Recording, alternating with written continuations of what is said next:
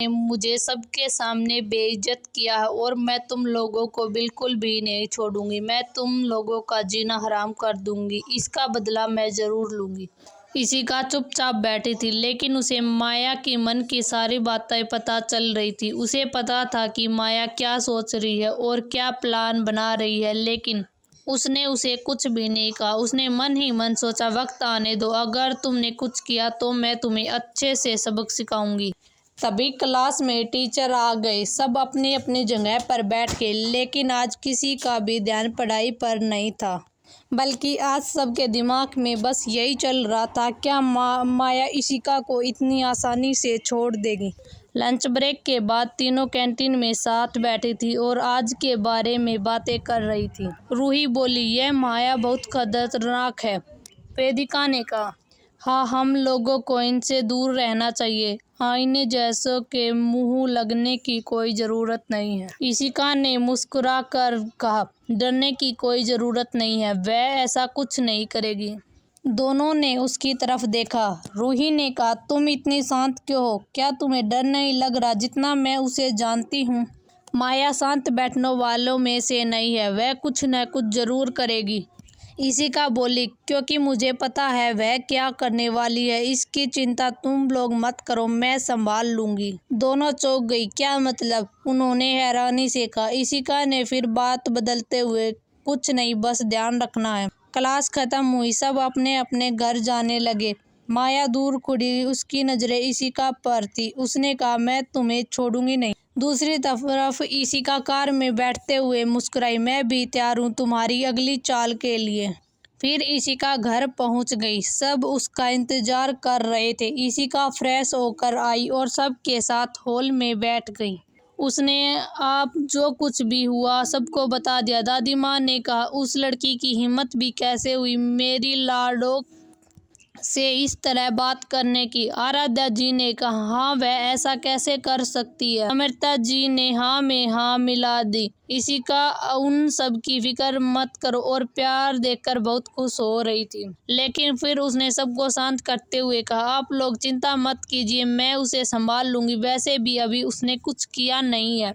इशिका के समझाने पर सब लोग शांत हो गए। फिर सब थोड़ी देर बाद वहाँ जेंट्स भी आ गए। सबने रात का डिनर किया, फिर सब अपने कमरे में सोने चले गए। राजवंश हवेली। अगली सुबह इशिका हमेशा की तरह तैयार होकर स्कूल से निकली। उसने ब्रेकफास्ट किया और सबको बाय बोलकर निकल गई। स्कूल पहुंचते ही रूही और वेदिका उसका गेट पर इंतजार कर रहे थे। फिर तीनों बातें करते हुए अंदर चली गई। जैसे ही तीनों क्लास में बैठे, इशिका की नज़र एक बार माया पर गई। माया अपने सीट पर बैठी थी, इशिका की तरफ देख रही थी। उसके दिमाग में कुछ तो चल रहा था और इशिका को साफ साफ समझ आ गया कि माया की आखिर क्या करने वाली है। लेकिन इशिका अभी चुप रही। क्लास टीचर आए, पढ़ाया और चले गए। ऐसे ही इशिका ने सारी क्लास अटेंड की, लेकिन माया बार बार पीछे मुड़कर इशिका की ओर देख रही थी। रूही ने इशिका से धीरे से कहा, पक्का यह चुड़ैल कुछ करने वाली है। उसकी बात सुनकर इशिका और वेदिका हल्का सा हंस पड़ी। इशिका ने शांत आवाज में कहा, देखते हैं आखिर वह क्या करने वाली है। तभी घंटी बजी। लंच ब्रेक हुआ। वह तीनों उठी और सीढ़ियों की तरफ बढ़ने लगी।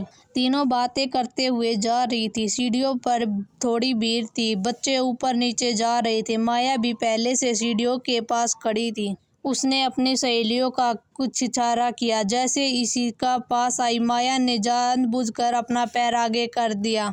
उसका प्लान था कि इशिका गिरे सबके सामने, लेकिन इशिका को सब पहले से ही पता था। उसने जैसे ही पैर आगे बढ़ाया, इशिका हल्के से साइड हो गई, जिससे माया का बैलेंस बिगड़ गया और उसका पैर फिसल गया। वह खुद सीढ़ियों से नीचे गिर गई।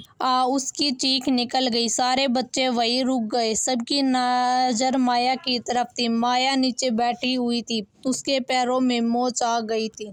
तभी उसकी सहेलियां उसके पास दौड़ कर आई। माया, तुम ठीक हो ना? एक ने कहा। माया ने गुस्से से इशिका की तरफ देखा और कहा, तुमने मुझे धक्का दिया है। यह सुनकर पूरी भीड़ हैरान रह गई और रूही और वेदिका का भी।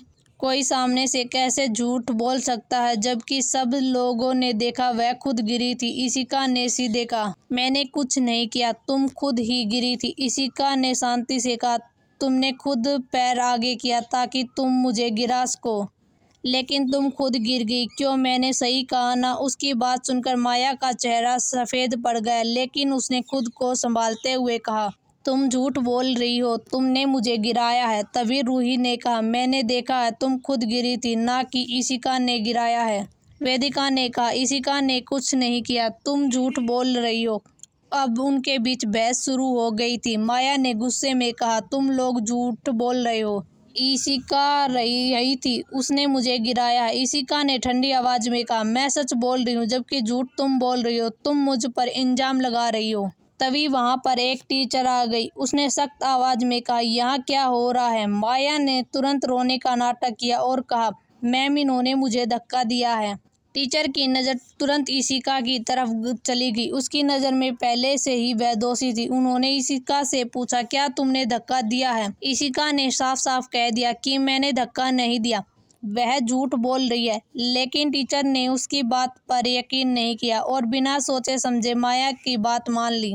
इशिका ही की गलती थी। पता था माया स्कूल के ट्रस्टी की बेटी है। अगर उन्होंने माया का साथ नहीं दिया तो शायद वह स्कूल से निकाली भी जा सकती है। और वैसे भी उन्हें लगा कि इशिका मिडिल क्लास फैमिली से है तो वह कुछ नहीं कर सकती। यही उनकी सबसे बड़ी गलतफहमी साबित होने वाली थी। वह उन लोगों को तुरंत वो प्रिंसिपल ऑफिस ले गई। फिर इशिका, रूही, वेदिका और माया सब प्रिंसिपल ऑफिस चले गए। प्रिंसिपल ऑफिस में प्रिंसिपल सर कुर्सी पर बैठे थे। उन्होंने पूछा, क्या हुआ? टीचर ने सारी बात बताई, लेकिन उन्होंने सिर्फ माया का साथ दिया। प्रिंसिपल ने पहले माया से पूछा। माया बोली, इशिका ने मुझे देखा है। प्रिंसिपल ने इशिका की तरफ देखते हुए कहा, क्या यह सच है? उन्हें डर भी लग रहा था, क्योंकि अगर इशिका को कुछ भी हुआ तो राजवंश परिवार उन्हें नहीं छोड़ेगा। इशिका ने शांत जवाब में कहा, मैंने नहीं किया, वह खुद गिरी है। प्रिंसिपल कुछ देर सोचते रहे, फिर बोले, सच क्या है यह पता करना बहुत जरूरी है, इसलिए हम तुम्हारे पेरेंट्स को बुलाएंगे।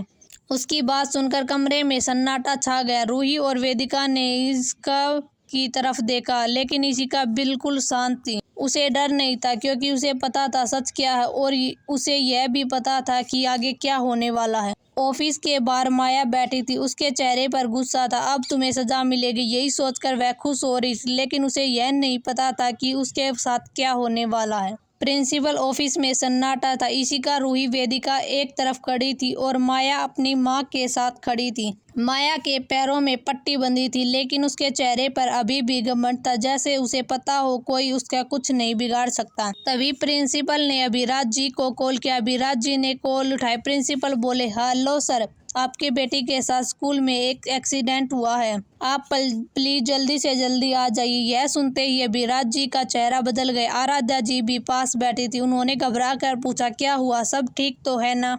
अभिराज जी ने बताया, स्कूल में कुछ हुआ, हमें अभी स्कूल जाना होगा। फिर दोनों बिना समय गंवाए स्कूल के लिए निकल गए। इधर स्कूल में प्रिंसिपल ऑफिस में माहौल बहुत भारी था। माया की माँ मिसिज मेहरा लगातार इशिका पर इल्जाम लगा रही थी।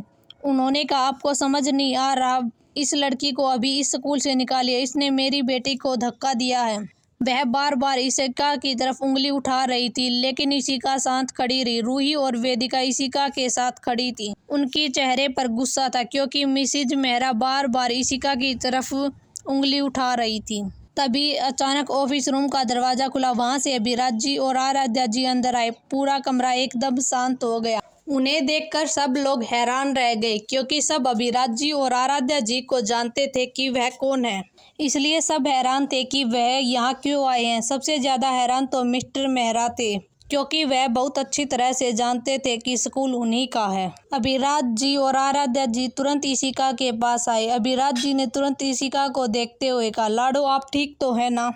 इशिका ने कहा, मैं ठीक हूँ पापा। फिर इशिका ने यहाँ जो कुछ भी हुआ उसने सारी बात बता दी।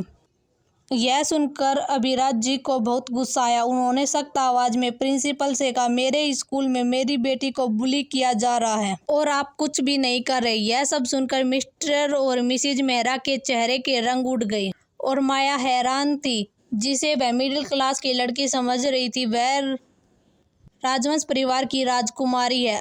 अब उसे अपने लिए डर लग रहा था। तभी अभिराज जी ने कहा, सीसीटीवी फुटेज निकालो जल्दी, अभी पता चल जाएगा। यह सुनकर माया के हाथ पैर ठंडे पड़ गए, क्योंकि उसने कभी सोचा भी नहीं थी था कि वहाँ सीसीटीवी भी था। उसे लगा उसके पापा स्कूल के ट्रस्टी हैं तो वह बच जाएगी, इसलिए उसने ज़्यादा ध्यान नहीं दिया। सीसीटीवी फुटेज में साफ साफ दिख रहा था कि कैसे माया इशिका को गिराने की कोशिश कर रही थी, लेकिन वह खुद ही गिर गई। इसमें इशिका की कोई गलती नहीं थी। यह सब देखकर अभिराज जी और आराध्या जी को बहुत गुस्सा आ रहा था। उनकी बेटी की कोई गलती नहीं थी। मिस्टर एंड मिसिज मेहरा के चेहरे का रंग उड़ गया। उन्हें अपनी बेटी पर ही गुस्सा आ रहा था और डर भी लग रहा था कि अब आगे क्या होगा, क्योंकि सब अभिराज जी के गुस्से को अच्छी तरह से जानते थे। अभिराज जी ने तुरंत कहा, इस स्कूल में घमंड और झूठ के लिए कोई जगह नहीं। यहाँ बच्चों को पढ़ने की जगह है और यहाँ सभी बच्चों को एक समान देखा जाता है, ना कि यह कि उनका स्टेटस क्या है। इस लड़की को तुरंत इस स्कूल से निकाल दिया जाए।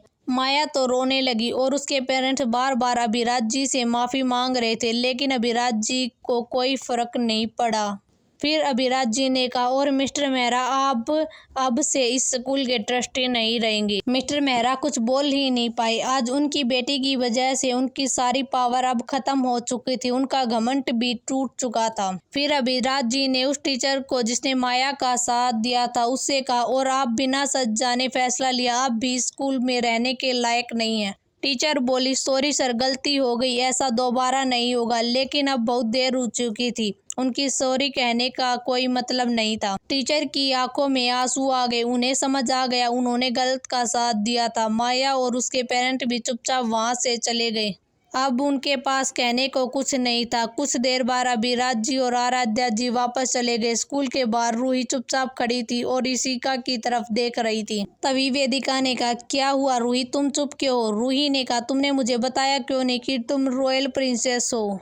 क्या तुम मुझे अपनी दोस्त नहीं मानती? इशिका ने मुस्कुराते हुए, ऐसी बात नहीं है रूही, तुम मेरी बहुत अच्छी दोस्त हो। मैं बस नॉर्मल बनकर रहना चाहती थी और मैं अपनी सच्चाई सही वक्त पर आने पर बताने वाली, लेकिन ऐसा पता चलेगी मुझे नहीं पता। रूही ने कहा, कोई बात नहीं, मैं समझती हूँ। फिर वेदिका ने भी बताया, वह भी ठाकुर परिवार की बेटी है। यह सुनकर रूही हैरान हो गई, लेकिन उसे यह देखकर बहुत अच्छा लगा कि उसके अच्छी और सच्ची दोस्त मिली, जिन्हें अपनी अमीरी पर बिल्कुल भी घमंड नहीं था, जो दिल की बिल्कुल साफ थी। उसे गर्व महसूस हो रहा था कि वेदिका और इशिका उसकी दोस्त हैं। फिर थोड़ी देर बाद सभी अपने अपने घर चली गई। धीरे धीरे कुछ महीने बीत चुके थे। इन महीनों में इशिका, रूही और वेदिका ने खूब मेहनत की। तीनों साथ में पढ़ती थी, साथ में हंसती थी और एक दूसरे को मोटिवेट करती थी। अब उनके एग्जाम खत्म हो चुके थे। आज रिजल्ट आने वाला था। स्कूल में आज बहुत भीड़ थी। हर कोई अपना रिजल्ट देखने के लिए उत्साहित था। इशिका, रूही और वेदिका साथ में खड़ी थी, टेंशन हो रही थी। रूही ने कहा, वेदिका ने हंसते हुए कहा, मेरा तो पता नहीं। लेकिन इशिका शांत खड़ी थी। उसे पता था वह आर्नो वालों में से नहीं है। कुछ देर बाद रिजल्ट अनाउंस हुआ। इस साल की टॉपर है इशिका राजवंश। पूरी भीड़ तालियों से गूंज उठी। इशिका और वेदिका खुशी से चिल्ला उठी, यह तूने टॉप किया है इशिका, रूही ने कहा। इशिका के चेहरे पर हल्की मुस्कान थी, लेकिन उसके अंदर गर्व था। फिर अनाउंस हुआ, सेकंड पोजीशन रूही मित्तल और वेदिका ठाकुर, तीनों ने एक दूसरे के गला लगा लिया। आखिरकार हमने कर दिखाया। जब यह खबर घर पहुंची तो पूरा राजवंश परिवार बहुत खुश था। दादी माँ बोली, मेरी पोती ने टॉप किया। अभिराज जी के चेहरे पर गर्व था। आराध्या जी ने उसको गले से लगा लिया। यह मुझे पता था कि मेरी बेटी जरूर कुछ कर दिखाएगी। राजवंश परिवार की हवेली में शाम को छोटी सी पार्टी रखी गई थी। इस पार्टी में सिर्फ राजवंश परिवार, ठाकुर परिवार और मित्तल परिवार ही मौजूद था। सब लोग आए हुए थे। हवेली रोशनी से जगमगा रही थी। सब लोग बातें कर रहे थे, हंसी मजाक चल रहा था। रूही के पेरेंट्स भी बहुत खुश थे। हमारी बेटी ने हमारा नाम रोशन कर दिया। वेदिका के मम्मी पापा भी बहुत खुश थे। तीनों लड़कियां साथ खड़ी थी। आज का दिन उनका था। कुछ देर बाद सब ने डिनर किया। खाने के दौरान अभिराज जी ने पूछा, अब आगे क्या सोचा है? सबकी नजरें इशिका पर टिक गई। इशिका ने शांत होकर कहा, अब मैं आगे की पढ़ाई इंडिया में नहीं लंदन में करना चाहती हूँ। सेकंड के लिए पूरा डाइनिंग हॉल में सन्नाटा छा गया। आराध्या जी चौंक गई। लंदन? दादी माँ बोली, इतनी दूर? तभी रूही बोली, मैं भी जाऊंगी इशिका के साथ। वेदिका ने भी तुरंत कहा, मैं भी। अब तीनों लड़कियां साथ खड़ी थी। सबके चेहरे पर चिंता आ गई।